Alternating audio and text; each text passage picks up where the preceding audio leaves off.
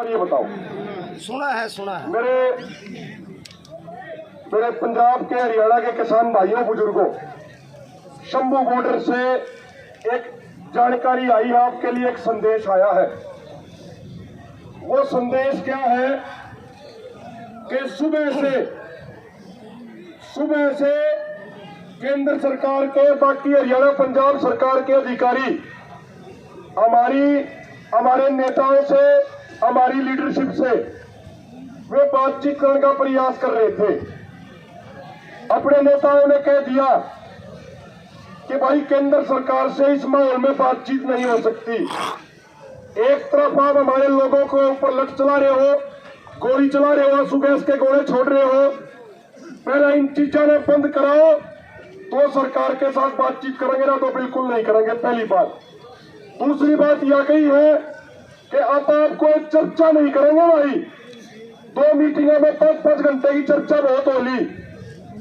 सरकार अगर बातचीत करना चाहे है तो लिखित आदेश लेकर आवा हमारी मांगों के ऊपर। हमने लिखित में आदेश चाहिए कि भाई आपकी ये मांग हमने पूरी कर दी है। वे अधिकारी लेटर लेकर, सरकार की बातचीत का लेटर लेकर, और एक बात हमने और कही कि भाई खाली फोन पे हम न्योता नहीं मानेंगे बातचीत का। केंद्र सरकार की तरफ से लिखित में चिट्ठी आएगी तो जो हमारे ये किसान भाई बैठे हैं पहले इन्हें चिट्ठी दिखाएंगे, और अगर इनकी सहमति होगी तो हमारे 2-4 आदमी बात करने आएंगे, और अगर हमारे भाइयों ने सहमति नहीं दी तो हम बात भी बिल्कुल नहीं करेंगे। आपकी सहमति के अनुसार सब कुछ होगा, आपसे बाहर जाकर बिल्कुल कुछ भी नहीं होगा, 1% भी चीज नहीं होगी। तो मेरे भाइयों एक बात बताओ, आधे घंटे में वह चिट्ठी आ जाएगी, आधे पौने घंटे में?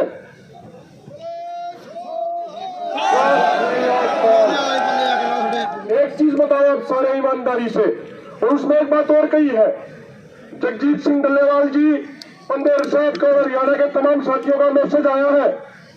उन्होंने जो बात अधिकारियों को बोली, जो चिट्ठी लेकर आ रहे वो बात हमें बताई।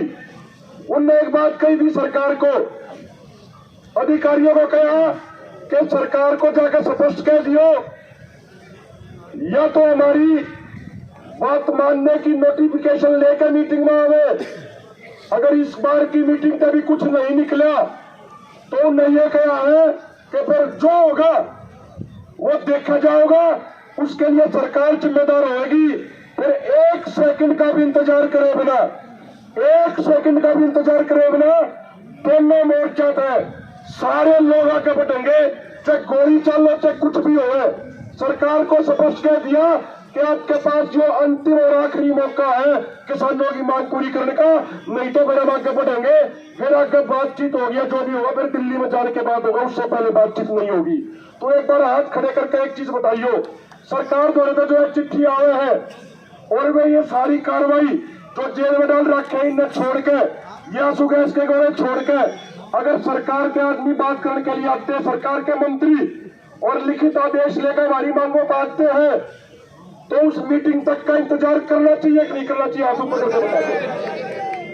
देखो, अगर हम उनकी मीटिंग का इंतजार करे बिना अगर आप आगे बढ़ेंगे ना, तो फिर पता क्या है, जो शहर में भाई बैठे हैं ना, वे फिर यूं कहेंगे, बोला भाई किसानों ने एक बार बात सुन लेनी चाहिए थी। और अगर आप एक बार आखिरी बार उनकी बात सुन ले हैं, फिर आप आगे बढ़ेंगे, कुछ होगा आप उसने सारे ने देखेंगे, भुगतेंगे सारे ने। कल आंसू कैसे गोले चले गए, चुकर आप आगे थे, दोनों मोर्चा पर लीडरशिप आगे होगी, आपने दिखाएंगे।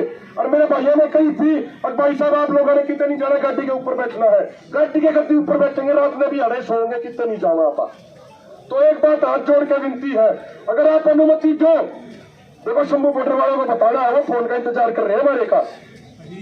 उन्होंने कहा है कि खनौरी बॉर्डर पर भी बहुत बड़ी गैदरिंग है, वीडियो पहुंच रही उनको, शंभू के बराबर गैदरिंग है यार अभी आप लोगों की।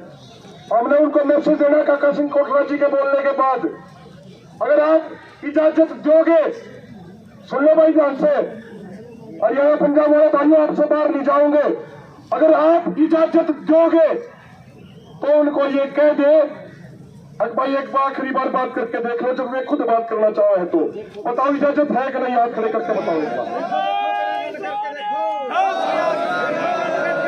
अब एक बार यह बात काका सिंह कोटला जी बहुत सीनियर लीडर है, सारे साथी ध्यान से सुनेंगे। एक एक बार तजुर्बा है इनका जीवन का। एक बार यह बात जो मैसेज आया है काका सिंह कोटला जी बताओगे, सरदार डल्लेवाल जी की तरफ से मैसेज आया था। काका सिंह